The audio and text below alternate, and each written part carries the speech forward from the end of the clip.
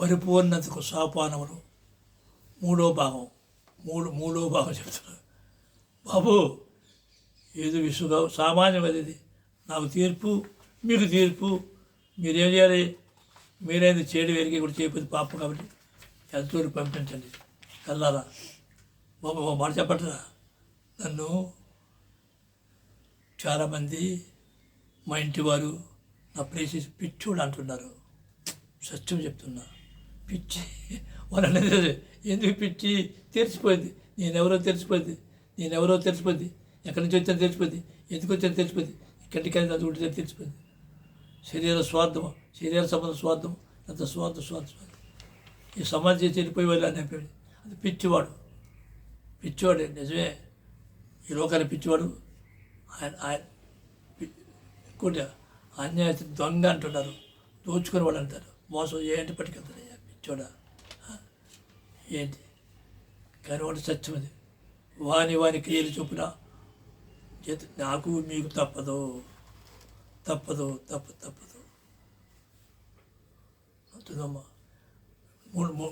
Part 3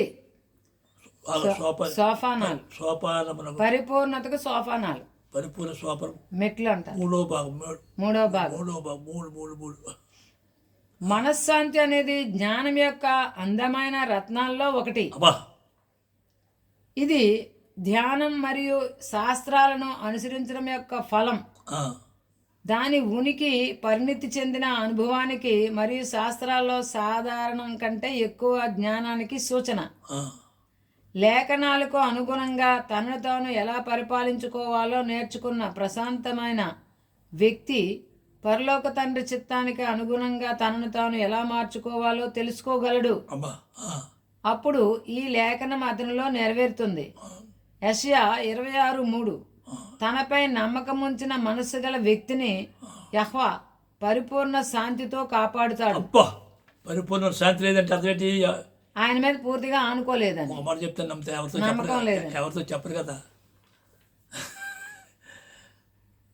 నా పెద్ద కొడుకు లేడు, సమాధి అయిపోయాడు. మనవరు తాతయ్య అని పిల్లలు ఫోన్ చేసి మాట్లాడరు. ఎందుకు తెలుసా, మాట మీద నిలబడినట్ట. మరి ఎవరి మాట మీద అంటే మాట అంత అలాగంతాను, వాళ్ళు తప్పదు నేను చెప్పతాను. మరి ఎవరి మాట, నా చిన్న కొడుకు అయితే నా చిన్న కుమారుడు 20 సంవత్సరాల నుంచి ఎలాగొన్నాడో తెలదు అని మొక్కలు చూడవచ్చు. పిచ్చివాడిని మాట మీద నిలబడ్డా. మరి ఈయన మాట మీద, నా మాట మీద నిలబడితే ఇప్పుడు పదులు అయిపోతాను. ఎవరి మాట మీద నిలబడ్డాను, పర్వతానికి స్తోత్రం, అర్థం చేసుకున్నారా. సంఖ్యాకాండము 14:8 యెహోవా మన యందు ఆనందిస్తే ఎవరు, ఆయన మనలో ఆనందించాలి, ఆయన ఆనందించాలా. ఆయన మనలను ఈ దేశంలోనికి తీసుకుని వచ్చి దానిని మనకి ఇచ్చును, అది పాలు తేనెలు ప్రవహించే దేశం. నా కొడుకుని పెంచుకోండి. ఆడు నాలో ఒకప్పుడు నాన్న డాడీ అన్నాడు, ఇప్పుడు పిల్లం అంట, పిల్లం పోయిన పిల్లలు. ఒరే అంత డ్రామారా.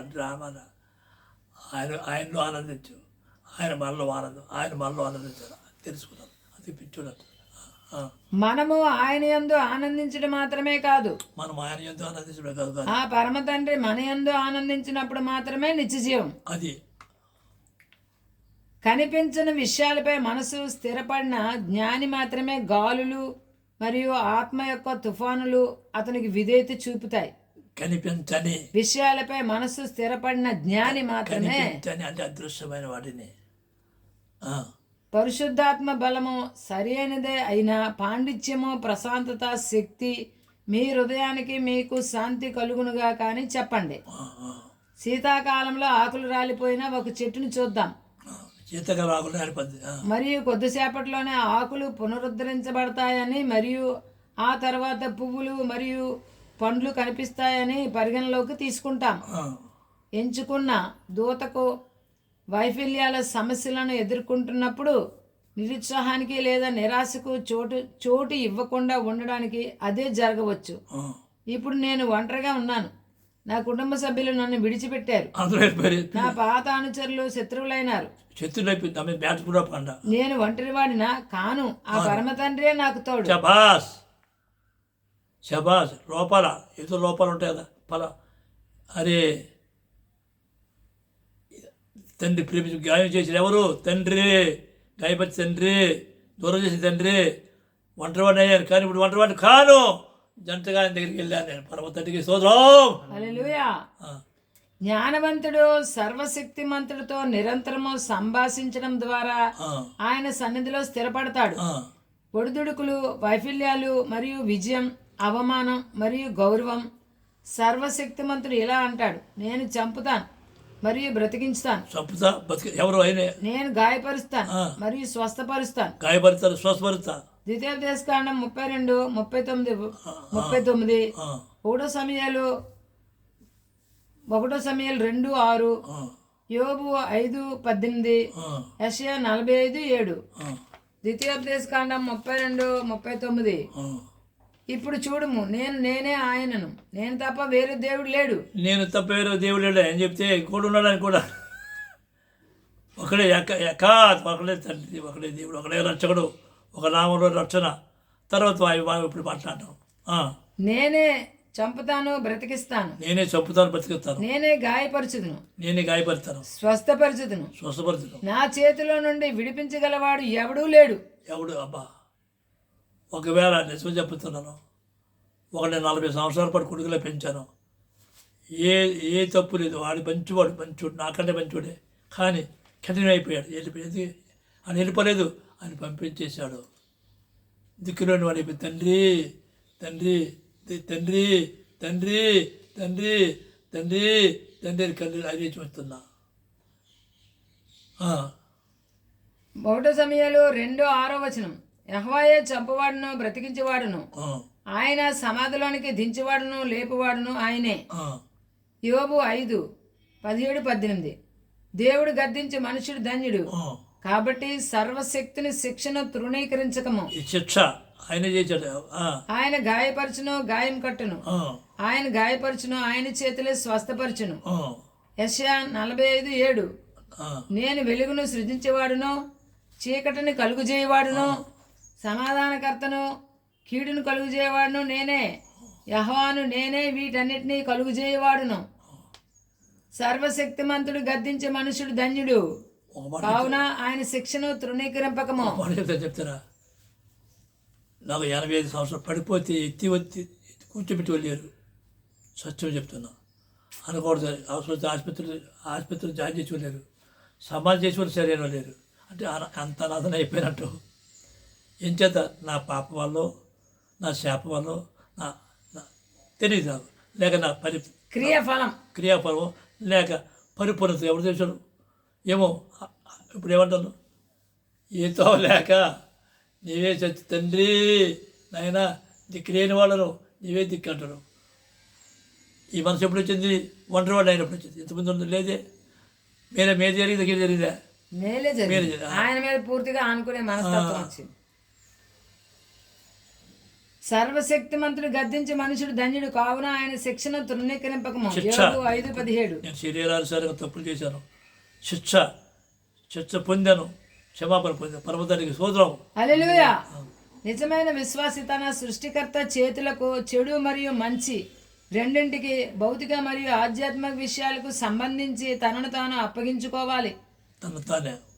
మరియు సర్వశక్తిమంతుడి చిత్తాన్ని నెరవేర్చడంలో మాత్రమే ఆయన శాంతిని కోరుకుంటాడు. ఆయనను మాత్రమే చూసే అంకిత భావంతో ఉన్న ఆత్మకు బాధ ద్వారా లేదా ఓదార్పు ద్వారా నాయకత్వం వహించడం ఆయన సంకల్పము.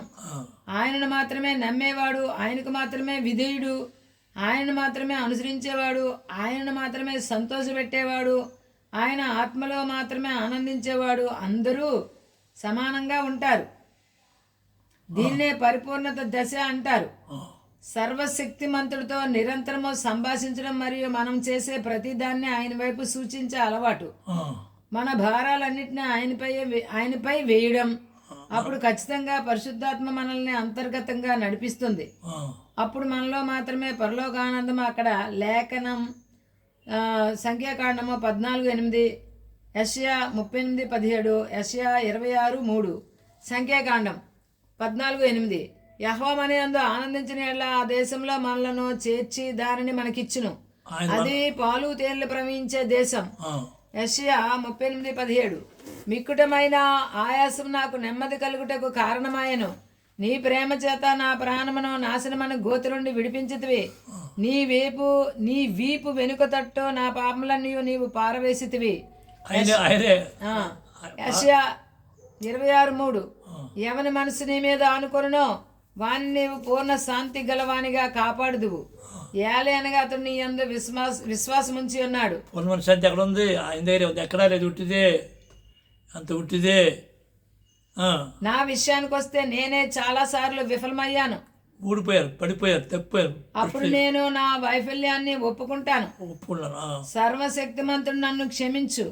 నువ్వు నన్ను నాకే వదిలివేయకపోతే నేను మళ్ళీ ఎప్పటికీ అలా చేయను.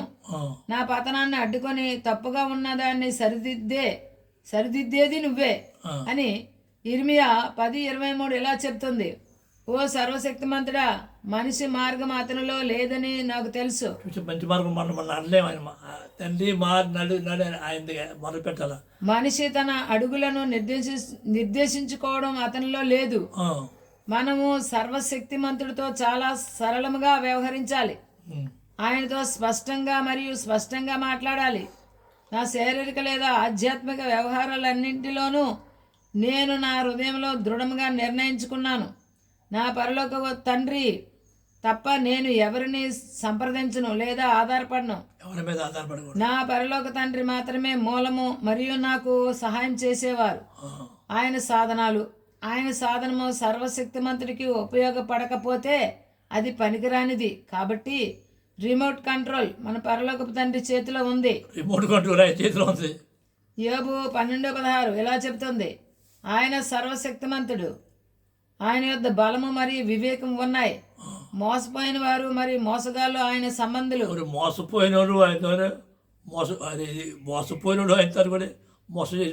నా విషయానికి వస్తే నా అన్నవారు మరియు అనుచరులు నన్ను చాలా మంది మోసగించారు. నా కళ్ళు తెరవబడినప్పుడు ఇక మీదట నేను ఎవరిని నిందించను. యెషయా 45:7 ఇలా చెబుతుంది. నేను వెలుగును ఏర్పరుస్తాను మరియు చీకటిని సృష్టిస్తాను. నేను శాంతిని సృష్టించాను మరియు విపత్తును సృష్టిస్తాను. అంటే పరలోకపు తండ్రి నా ఆధ్యాత్మిక జీవితంలో విపత్తును సృష్టించాడని కాదు. అసలు కాదు. నా అవిధేయత మరియు అక్రమ పనుల వల్ల మాత్రమే నేను అన్యాయమును విత్తినప్పుడు నేను దాన్ని ఫలాలను పొందాను. అంతే. కానీ నేను పశ్చాత్తాపడి నన్ను నేను సరిదిద్దుకున్నప్పుడు నా విషయంలో ఈ క్రింది లేఖనము నెరవేరినది. సర్వశక్తిమంతుడిని ప్రేమించే వారికి, ఆయన ఉద్దేశం ప్రకారం పిలువబడే వారికి మంచి కోసం అన్నీ కలిసి పనిచేస్తాయి. అందరూ నన్ను విడిచిపెట్టినప్పుడు నన్ను నడిపించడానికి మరియు నన్ను రక్షించడానికి ఆయనే నా దగ్గరకు వచ్చాడు. ఇప్పుడు నా ఆనందానికి అవధులు లేవు. నేను ఆశీర్వాదంతో శాంతిని అనుభవిస్తున్నాను. నా కుటుంబ సభ్యులు, అనుచరులు మరియు సమావేశం, నా ప్రియమైన కుమారుడు నిత్యజీవనాయుడు, నా మనవళ్ళు ఇద్దరు నాకు దూరంగా ఉన్నారు. కానీ నా పరమ తండ్రి నాకు చేరువైనాడు. ఒకసారి ఆలోచించండి. నా కొడుకు దూరం అయిపోయి, మనవాళ్ళు దూరం అయిపోయి, మనవరాలు దూరం అయిపోయి, ఎవరో ఎందుకయ్యా వాళ్ళకి కీడు చేశానా? వాళ్ళకి కీడు అందరినీ తండ్రిలో నడిపించాను. నా తప్పన మనవాళ్ళు ఎందుకు దూరం అయిపోయి తెలుసా? ఒరే ఉద్యోగాలు వద్దురా, తండ్రి కూడా జీవించండి అంటే తండ్రి మాట అంటారు, పిల్లలు కావాలా, పిల్లల మాట అంటారు. మా భవిష్యత్తులు పాడైపోతారు. ప్రపంచానికి భవిష్యత్తు లేదండి, భవిష్యత్తు అన్నారా? ఎందుకు దూరం అయిపోయారు? అటువైపు చూడండి. క్షయమైన ఆహారం కూడా కష్టపడద్దు, ఈ లోపల పనిచేయద్దు, ఆయన ఇస్తాడని చెప్తే అందుకు మరొక విషయంలో కాదు. నేను 10 మందిని పోషించే అవకాశం నాకు ఇచ్చాడు. నేను ఎవరు చేసి చెప్పక్కలేదు. నో ధనం కోట, నన్ను ధనవంతుడు చేశాను. ధనం కోటలో ఉన్నాను నేను, ఎవరికి ఎక్కలేదు.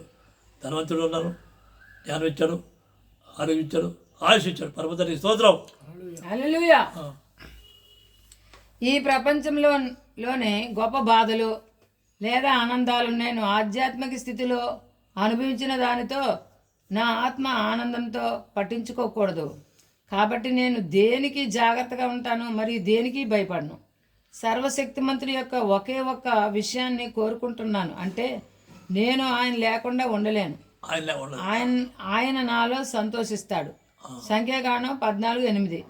సర్వశక్తిమంతుడిపై మనము ఉంచిన నమ్మకము ఆయనను ఎంతో గౌరవిస్తుంది మరియు గొప్ప కృపలను తెస్తుంది. మనము ఒక్కసారి హృదయపూర్వకంగా మన హృదయాన్ని సర్వశక్తిమంతుడిపై ఉంచి మనల్ని మనం పూర్తిగా ఆయనకు అప్పగించుకోవాలి. నేను నా స్వంత కుటుంబ సభ్యుల ద్వారా నేను తీవ్రంగా గాయపడ్డాను. నేను సర్వశక్తిమంతుడి సన్నిధిలో వినయము మరియు ప్రేమతో విశ్వాసంతో నడిచినప్పటి నుండి ఆయనకు అప్రీతికరమైనది ఏమీ చేయకుండా మరియు ఏమీ ఆలోచించకుండా శ్రద్ధగా ఉన్నాను. ఇహలోకపు నా హృదయవాంఛ ఏమనగా, నేను నిద్రించకముందే నా చిన్న కుమారుడు నా పెద్ద కుమారుని కుమారులు వారి సంతానమును నేను ఆశీర్వదించి ప్రార్థించాలి. నాకు కలిగి ఉన్న సమస్తము యోగ్యులైన వారికి అప్పజెప్పాలి. ఇదే నా ఇహలోకపు ఏకైక హృదయ వాంఛ. అంటే నా చిన్న కుమారుడు నా మనవలందరూ వచ్చి నా ఆశతో పొంది తండ్రి కొరకు జీవాల ఆశ. నా చిన్న కుమారుడు తన్ను కన్న తల్లికి ప్రమాణపూర్వకంగా ఈ వాగ్దానం, నా అన్న కుమారులను నా కుమారులుగా చూసుకుంటాను. ఎవరి యోగ్యులో వారి వారి యోగ్యతలు బట్టి మన పరమతండ్రి ఇచ్చిన ఆస్తిని పరమతండ్రి మహిమార్థమై ఉపయోగపడాలి. క్షయమైన ఆహారం కొరకు జీవించు వారికి ఆ పరమతండ్రి ఇచ్చిన ధనము చెందకూడదు. నా ఆస్తి ఉంది, డబ్బు ఉంది, లోకంలో పనిచేసుకున్న వారికి చెందకూడదు. ఆయన పేరు మీద వచ్చిన ధనము ఆయన మహిమార్థమై వాడబడాలి. ఇవన్నీ ధనవంతుడిని ఎలా వచ్చింది? ఇది నా మృక్కుబడి. ఆయన పేరు మీద వచ్చింది ఎవరు పడదు. ఆయనకే నా వంశవృక్షమునకు ఆజ్ఞ. నా చిన్న కుమారుడు తన తల్లికి ఇచ్చిన వాగ్దానం పట్ల అప్రమాణికుడు కాకుండాగాక, నా పెద్ద మనవుడు పుట్టిన 3వ దినమున నా పెద్ద కుమారుడు నా పాదముల వద్ద ఉంచగా ఆకాశం వైపు చేతులెత్తి యెరూషలేము వైపు తిరిగి ఇట్లు ప్రార్థించి తిని, పరమతండ్రి, నా పెద్ద మనవుడు నాకు వారసుడు. ఇహలోకంలో క్షయమైన ఆహారం కొరకు జీవించక వాడి భార్య బిడ్డలు నీకు నమ్మకమైన సాక్షులుగా నేను ముగించిన దాన్ని పరిపూర్ణముగా చేయుదురుగాక. ఇదే నా వంశవృక్షమునకు జీవ మార్గము. నేను చేసిన దాని నుండి మరియు నేను చేయగలిగిన దాని నుండి నేను ఆశిస్తున్నాను. అప్పుడు సర్వశక్తిమంతుడు నాకు కావలసినది చేస్తాడు. నేను బోధకుల్లో అత్యంత దుష్టుడిని అని భావించాను. ఆయన చట్టాలకు శాసనాలకు విరుద్ధంగా నేను అన్ని రకాల దుష్ట పనులు చేశాను. కానీ పూర్తి హృదయంతో పశ్చాత్తాపడిన మనసుతో నా దుష్టత్వాన్ని ఆయనకు అప్పచెప్పుకున్నాను. ఆయన నాకు నచ్చినది చేసేలా నన్ను నేను 100% ఆయన చేతులకు అప్పగించుకున్నాను. 27/7/2025 అర్ధరాత్రి 1 గంటకు అప్పగించుకున్నాను. నా పరలోక తండ్రి కరుణామయుడు మంచితనముతో నిండి ఉండి తన రాజ్యపు తాళపు చెవిని నాకు అనుగ్రహించి నన్ను తను ఎంపిక చేసుకున్న సాక్షుల్లో ఒకరిగా చూచాడు. యెషయా 43:10. ఆయన నాకు గుసగుసలాడి అన్యజనుల మధ్య తన రాజ్య సువార్త కొరకు తాను ఎన్నుకున్న దూతలలో ఒకరిగా నన్ను వెల్లడించాడు. ఇర్మియా 3:15. మరియు నా హృదయానుకూలమైన కాపర్లను మీకు అనుగ్రహిస్తాను, వారు జ్ఞానంతోనూ వివేకంతోనూ మిమ్మల్ని పోషించుదురు. మనం ఈ లోకం కోసం చనిపోతే ఈ లోకంలోనే నశించిపోతాం. మన 5 ఇంద్రియాల కోసం చనిపోతే ఆయన మనల్ని 6వ ఇంద్రియాలతో జీవించేలా చేస్తాడు. 6వ ఇంద్రియాలు ఈ ప్రాపంచిక లేదా శారీరక ఆలోచనలు మరియు కోరికలన్నింటినీ మన హృదయాన్ని ఖాళీ చేస్తే ఆయన ఖచ్చితంగా మనల్ని తన పవిత్ర ప్రేరణలు మరియు కోరికలతో నింపుతాడు. నేను 1000 మందికి పంపించి 100 మంది శిష్యులతో హాయ్ అనిపించుకున్నాను. కానీ నా పోస్ట్ అది కాదు. కాపరిని కాను, సాక్షిని అంతవరకే. ఈ తరవరకు రాబో సాక్షిగా జీవించడు. నేను కాపరి కాదు, సాక్షిని నాకు తెలియజేశాడు. పర్వతానికి స్తోత్రం. అందుకే ఒంటరివాడిని అయిపోయాను. ఎందుకు చేశాడు? ఒంటరివాడిని అవ్వకపోతే ఏం దయగల్లా? ఎవరు రాశారు చెప్పు? ఇదే గ్రంథం రాశాను, ప్రపంచ భవిష్యత్తు రాశాను, క్రైస్తవుల గురించి క్రైస్తవ్యం కంప్లీట్ వివరణ రాశాను, కొత్త నిబంధన వివరణ రాశాను, యశ్వా గురించి ఉన్న ప్రవచనాలన్నీ అవన్నీ రాశాను. ఏంటి ఎంత ఇస్లాం గురించి క్లియర్ వ్యాఖ్యానం రాశాను, రబ్బీ గురించి రాశాను. ఇవన్నీ రాసి ఉంచాను. ఏమో నాకు తెలీదు, ఎవరు చెందారో ఆ జ్ఞానం ఉన్న ఎవరు పంపుతుందో నాకు తెలీదు. పరలోకం తండ్రియే నా తీర్పని, పరలోకం తండ్రియే నా తీర్పని, పరలోకం తండ్రియే నా తీర్పని. హల్లెలూయా, హల్లెలూయా, హల్లెలూయా, హల్లెలూయా. హల్లెలూయా. మన చేతులను మనం ఈ లోకం కోసం చనిపోతే ఈ లోకంలోనే నశించిపోతాం. అంతే. మనం మన 5 ఇంద్రియాల కోసం చనిపోతే ఆయన మనల్ని 6వ ఇంద్రియాలతో జీవించేలా చేస్తాడు. ఈ ప్రాపంచిక లేదా శారీరక ఆలోచనలు మరియు కోరికలన్నింటినీ మన హృదయాన్ని ఖాళీ చేస్తే ఆయన ఖచ్చితంగా మనల్ని తన పవిత్ర ప్రేరణలు మరియు కోరికలతో నింపుతాడు మరియు తన సంతానంతో మనకు పునర్జన్మనిస్తాడు. అప్పుడు మనం మాత్రమే ఆయన పిల్లలం. మనము మన చేతులను ఆయన వైపు మాత్రమే చాపితే, క్లియర్గా చదవమ్మా. మనము మన చేతులను ఆయన వైపు మాత్రమే చాపితే ఆయన మనలను తన చేతుల్లోకి స్వీకరించడానికి సిద్ధంగా ఉంటాడు. మనము సహాయం కోసం మాత్రమే ఆయన వైపు చూస్తే ఆయన కళ్ళు ఎల్లప్పుడూ ఆయన వైపు మాత్రమే దృష్టి సారించిన వారిపై ఉంటాయి. మనము 100% ఆయన చిత్తానికి అంకితం చేస్తే ఖచ్చితంగా ఆయన మనల్ని నెమ్మదిపరుస్తాడు, అంటే ఆయనతో ఉండడానికి మార్గం. 2వ దినవృత్తాంతములు 16:9 ఇలా చెబుతుంది, తన పట్ల యథార్థ హృదయము ఉన్నవారి తరపున తనను తాను బలపరుచుకోవడానికి యెహోవా కళ్ళు భూమి అంతటా సంచరిస్తున్నాయి అని ఆలోచించుకుందాం. ఏ దుష్ట ఆలోచనను లేదా కోరికను మన హృదయంలోకి అనుమతించకపోవడం ద్వారా మరియు అవి ప్రవేశించిన మనం వాటిని వెంటనే పారవేయాలి. మనము దుష్ట ఆలోచనలను అనుమతిస్తే అవి విత్తనాలుగా మారి చెట్లుగా పెరిగి చెడు ఫలాలను ఇస్తాయి. సర్వశక్తిమంతుడు మనల్ని తన వైపుకు ఆకర్షించుకోవడానికి మరియు ఆయన పరిపూర్ణుడు కాబట్టి మనల్ని పరిపూర్ణులుగా చేయడానికి అనేక మార్గాలు ఉన్నాయి. సర్వశక్తిమంతుడు కొన్నిసార్లు మన నుండి తనను తాను దాచుకుంటాడు. అప్పుడు అవసరమైన సమయంలో మనల్ని నిరాశపరచని విశ్వాసం మాత్రమే మనకు మద్దతుగా మరియు పునాదిగా ఉండాలి. అది అంతయు ఆయనలోనే ఉండాలి. గర్విష్ఠుని చూడుము, హబక్కూకు 2:4.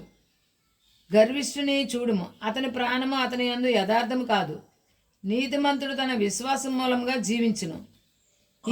ఈ ప్రపంచంలో ఎక్కడా దేనిలోనూ లేదా ఎవరి ద్వారానూ శాంతి లేదు, వినోదము లేదు, ఆనందము లేదు. నా విషయానికి వస్తే ఆయన నాకు చేసిన వాగ్దానాలను గుర్తించుకోవడం ద్వారా మరియు ఆయన నామంలో ఆయనను స్తుతించడం ద్వారా సర్వశక్తిమంతుడి వాక్కును ధ్యానించడం నేను రుచి చూశాను. నిజంగా ఆయన ఆత్మ, శక్తి మరియు మహిమ కోసం నా పూర్తి హృదయంతో ఆయనను స్తుతించున్నప్పుడు నేను ఆనందాన్ని అనుభవించాను. నా అనుభవం చెప్తున్నాను. సర్వశక్తిమంతుడితో నిరంతరము సంభాషణ లేదా ఆయనతో మాత్రమే సన్నిహిత సంబంధం కంటే మధురమైనది మరియు ఆనందకరమైనది ఈ ప్రపంచంలో మరొకటి లేదు. ఇదే సర్వసత్యం. మంచు ప్రదేశంలో ఉన్న ఎలుగుబంటి మంచు వలె తెల్లగా ఉంటుంది. మంచు ప్రదేశంలో ఉన్న ఎలుగుబంటి తెల్లగా ఉంటుంది కనుకొని కావాలంటే. పచ్చని చెట్టు మీద పచ్చని ఆకులు తిని జీవించే పురుగు పచ్చగా ఉంటుంది. ఆత్మ సంబంధంగా ఆయన విత్తనం ద్వారా ఆ పరమతండ్రి మూలంగా జన్మించిన వారు ఎల్లప్పుడూ ఆయన వాక్యము, ఆయనతో సహవాసము చేయువారు ఆయన వలె ఆయన స్వరూపమును పొందెదరు. అర్థమైందా? ఎలుగుబంటి గురించి చెప్పాను. మనం అంతే, ఎప్పుడు ఆయన వాక్కు, ఆయన గురించి ఆలోచించాలా. పిచ్చోడు కాకపోతే లోకానికి పిచ్చోడు, కానీ ఆయనకి ఇష్టడు. మీ జీవితాంతము ఆయన పవిత్ర సన్నిధిలో గడపాలని మరోసారి నిర్ణయించుకొని దృఢ సంకల్పముతో వెంటనే పునఃప్రతిష్ఠించుకోండి. ఇది మీ తాతయ్య సలహా.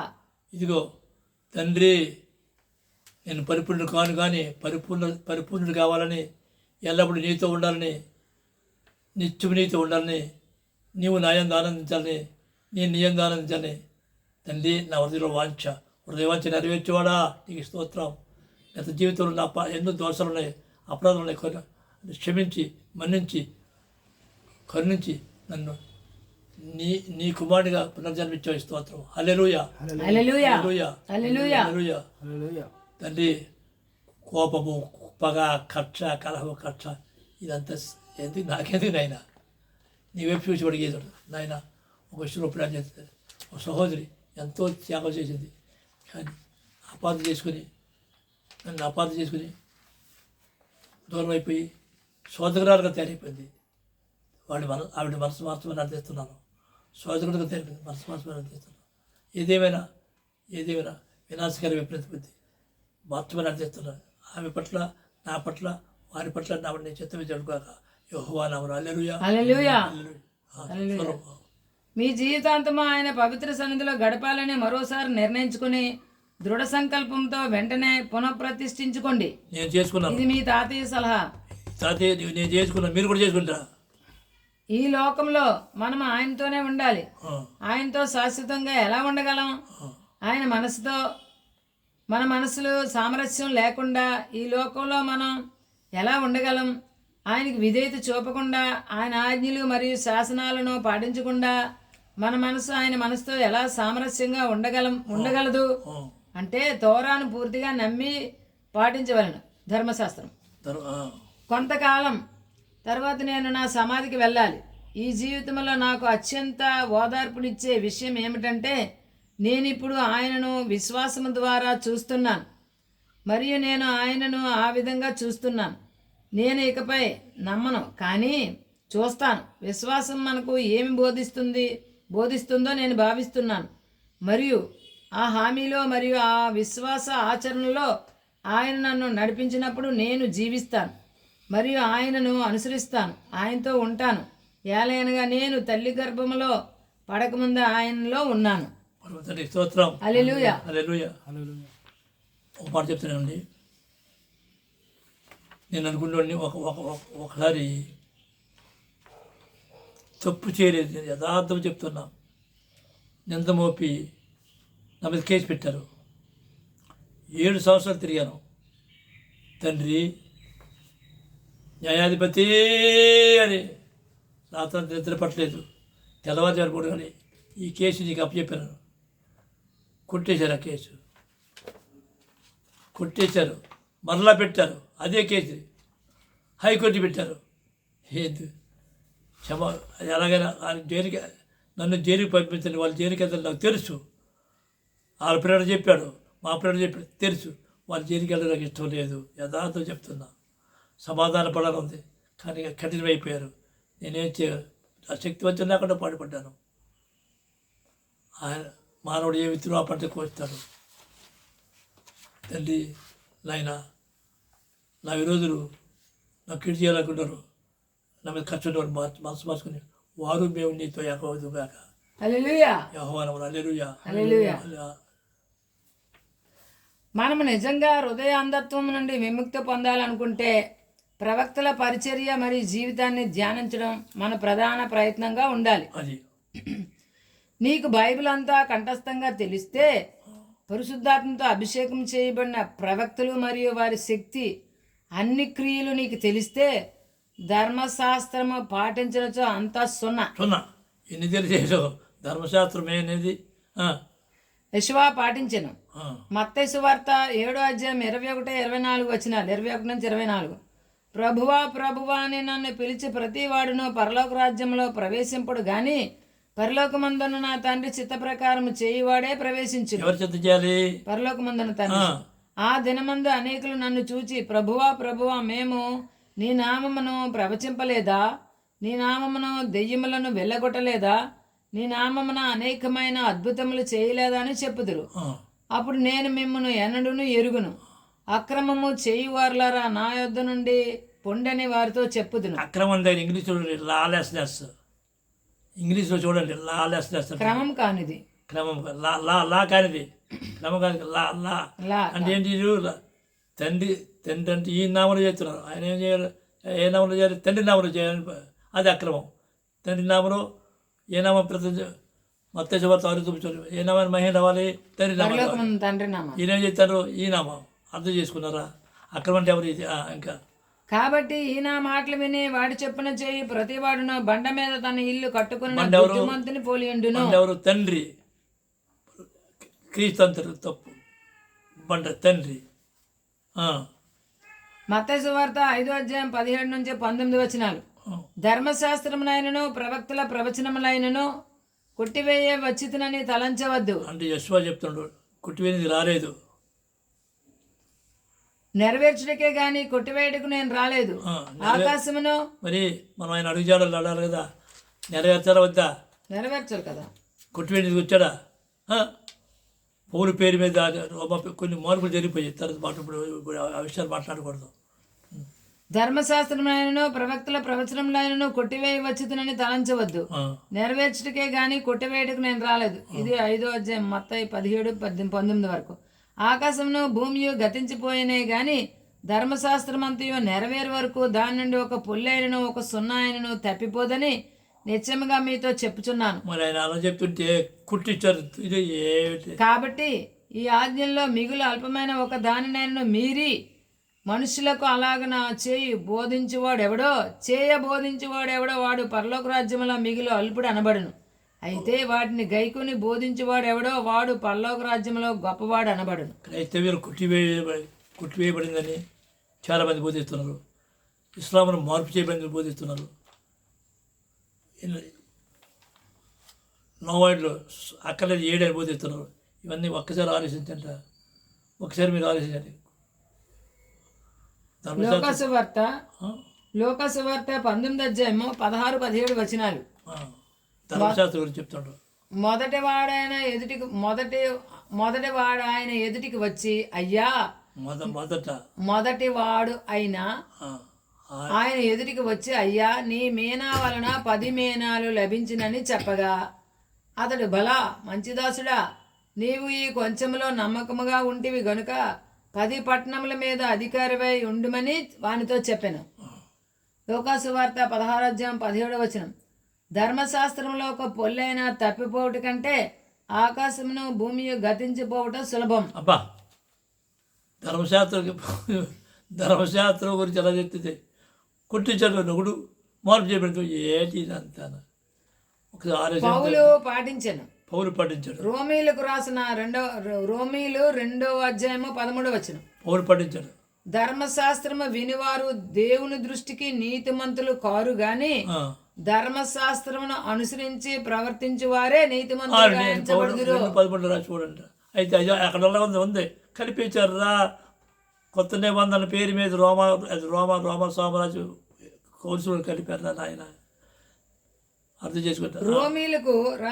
రోమీలు 3:31 విశ్వాసము ద్వారా ధర్మశాస్త్రము నిరర్ధకము చేయుచున్నామా? అట్లా అనరాదు, ధర్మశాస్త్రమును స్థిరపరచుచున్నాం. ధర్మశాస్త్రం స్థిరపరచుతున్నారు. రోమీలు 7:12 కాబట్టి ధర్మశాస్త్రము పరిశుద్ధమైనది, ఆజ్ఞ కూడా పరిశుద్ధమైనదియు నీతి గలదియు ఉత్తమమైనదియు అయి ఉన్నది. అర్థం చేసుకున్నారు నాయన. అపోస్తల కార్యాలు 24:14-15 ధర్మశాస్త్రమందును ప్రవక్తల గ్రంథముల యందును వ్రాయబడి ఉన్నవన్నీ నమ్మి నీతిమంతులకును అనీతిమంతులకును పునరుత్థానము కలగబోచున్నదని మీరు నిరీక్షించి ఉన్నట్టు నేను కూడా దేవుని యందు నిరీక్షణ ఉంచి వారు మతభేదమని పేరు పెట్టు ఈ మార్గము చెప్పున నా పితరులు దేవునిని సేవించుచున్నానని తమరి ఎదుట ఒప్పుకొనుచున్నాను. పౌలు చెప్తున్నా అంటే అర్థమేంటి? ప్రవక్తలు నమ్మాలి, అపోస్తలులు నమ్మాలి. కనుక అపోస్తల కార్యాలు 25:5 గనుక మీలో సమర్థులైన వారు నాతో కూడా వచ్చి ఆ మనిషిని యందు తప్పిదం ఏదైనా ఉంటే అతని మీద మోపవచ్చునని ఉత్తరం ఇచ్చాను. పౌలు గురించి ఉంది. వ్యర్థములకే వ్యర్థము, అన్ని వ్యర్థములు. పైనుండి వచ్చిన శక్తితో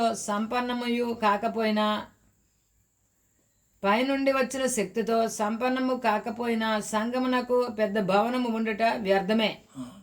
జీవవాక్యం మరియు పరిశుద్ధాత్మ లేకుండా మరిన్ని సమావేశాలను కలిగి ఉండుట వ్యర్థమే. రాజ్య సువార్త అనే సజీవ వాక్యం లేకుండా, అంటే ఆ కాలమునకు పరలోకం నుండి పంపబడిన సందేశం జాతీయ లేదా అంతర్జాతీయ బోధకునిగా ఉన్నత స్థాయికి ఎదగడము కూడా వ్యర్థమే. కాబట్టి ఈ లోక సంబంధమైన శరీరాశి నుండి, నేత్రాశి నుండి, జీవిత గర్వం నుండి నీ హృదయాన్ని ఉపసంహరించుకోవడానికి ప్రయత్నించు. ఇదే తాతయ్య హెచ్చరిక. మీరు చాలా అర్థం చేసుకున్నారని మరియు తెలుసుకున్నారని మీరు అనుకుంటే, కానీ మీకు తెలియనివి ఇంకా చాలా ఉన్నాయని తెలుసుకోండి. తెలుసుకోవలసినవి ఇంకా చాలా ఉన్నాయి. తెలిసినది అల్పం, తెలుసుకోవలసినది అనంతం. అంతే కదా, మనకు తెలిసింది ఆఫ్టర్ ఆల్ మనకు తెలిసిందంతా అంతే. లేఖనాల్లో జ్ఞానులు, నైపుణ్యం కలిగిన వారు, పరిశుద్ధాత్మ అభిషేకం చేయడంలో శక్తిమంతులు అయిన మీరు వారి పరిచర్య తర్వాత మరిన్ని అద్భుతాలు చేసినందున ఇతరుల ముందు మిమ్మల్ని మీరు ఎందుకు హెచ్చించుకుంటారు?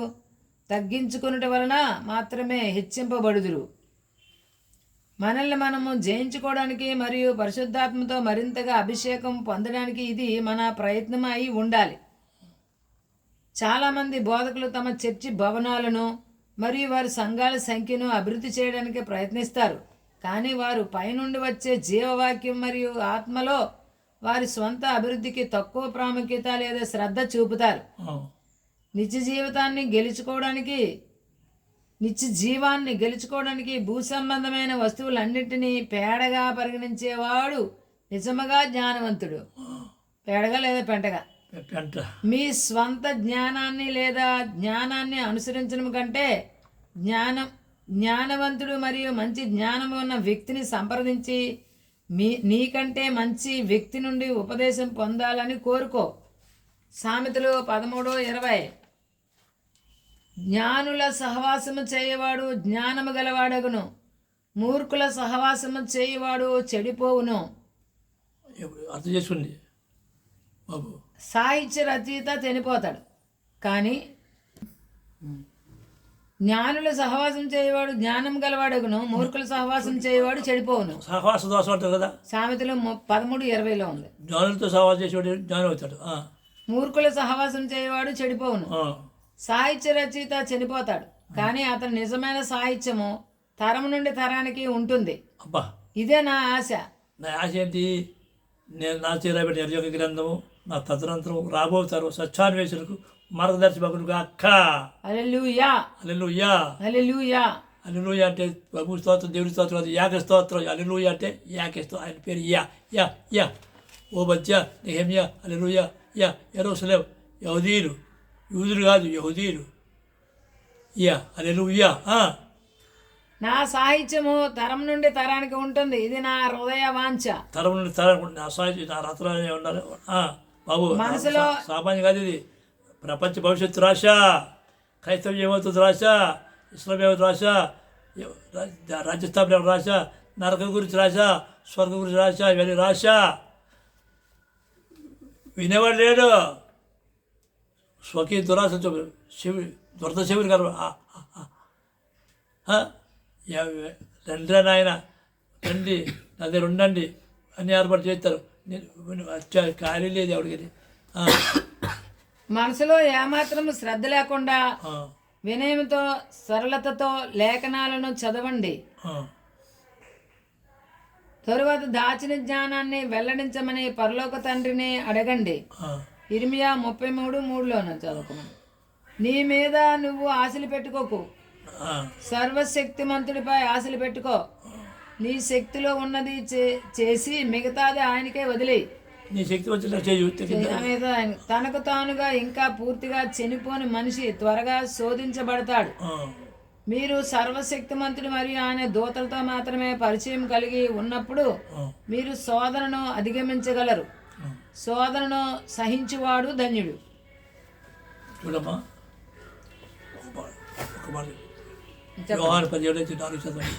యోహాను సువార్త 17:4 చేయుటకు నీవు నాకు ఇచ్చిన పని నేను సంపూర్ణముగా నెరవేర్చి భూమి మీద నిన్ను మహిమపరిచితిని. ఎవరు?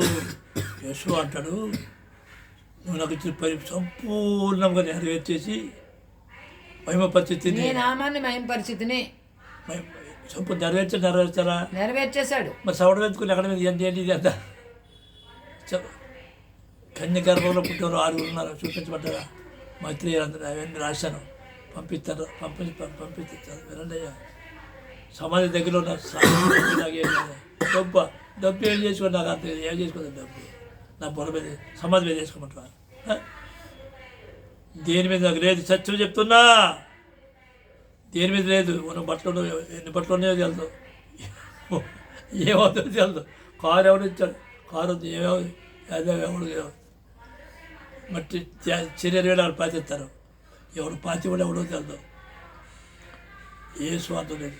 తండ్రి నామని చెప్తున్నా. కన్యపుడు ఆరుగురు ఉన్నారు. డిసెంబర్ మరియమ్మకు పుట్టినారు. పోను అర్థం చేసుకోండి. ఆయన చనిపోకముందు పూర్తి వచ్చాడు. ఎందుకు వచ్చాడు? 12 గోత్రాల గురించి వచ్చాడు. ఎందుకు వచ్చాడు? హెచ్చరించారు కదా. హెచ్చరించడానికి వచ్చాడు. ఏ రోజు నాశనం అయిపోదా, అది హెచ్చరించడానికి వచ్చాడు. జరిగింది. అవన్నీ రికార్డు ఉంది. ఓకే, పర్లోకం తండ్రి మిమ్మల్ని మమ్మల్ని ఆయన ఏకపరుచులుగా అతయ్య ఆహ్వానం. హల్లెలూయా, హల్లెలూయా, హల్లెలూయా, హల్లెలూయా. స్వరూప్. సెలవు. సహోదరులారా, తాతయ్య మీరు విని బాగా వినండి. ఇది జడ్జిమెంట్. నాకు మీకు జడ్జిమెంటు. నాకు జడ్జిమెంటు, మీకు జడ్జిమెంట్. సామాన్యం కాదు ఇది. ఏ ప్రతిఫలాపేక్ష నాకు లేదు. స్వమయం వద్దు, స్వఘనత వద్దు, స్వలాభ వద్దు, నాకు ఏది అక్కలేదు. ఆయనే కావాలని చెప్పాను. అర్థమైందా? కాబట్టి ఏదో ఒక వినొద్దు. ఎవరిని వినొద్దు. తండ్రి నన్ను తల్లి గర్భంలో రూపించేవాడా, పిండముగా పడిపోవడం కాపాడివాడా, శిశువుగా రప్పించేవాడా. తండ్రి ఎవరి ప్రొఫెసర్ ఎఫ్రాయిం ఎవడు, ఎవరి డాక్టర్ నాయుడు, ఏమిటి ఇదంతా? చెప్పు చెప్పు చెప్పు చెప్పు, చూపించు, వినిపించు, నమ్మించు, నడిపించు, ప్రార్థన చేసుకో. క్రైస్తవ మతంలో 1726 మార్గాలు ఉన్నాయి. ఏ మార్గం? ఏ మార్గం? ఇస్లాంలో అనేక మార్గాలు ఉన్నాయి. రబీజులో ఈయన రబీలతో వాగొరగోలు ఉన్నప్పుడు ఏంటి ఇదంతా? ఏంటి తండ్రి అని చెప్పు. మర్మములు బయలుపడి యెహోవా వశము. ఇది మర్మములు బయలుపడి ఎవరి వశము? ఆయన వశంలో ఉంది. నన్ను నెంబర్ చెప్తే రాసు, ఫోన్ చేయండి. 9247866811.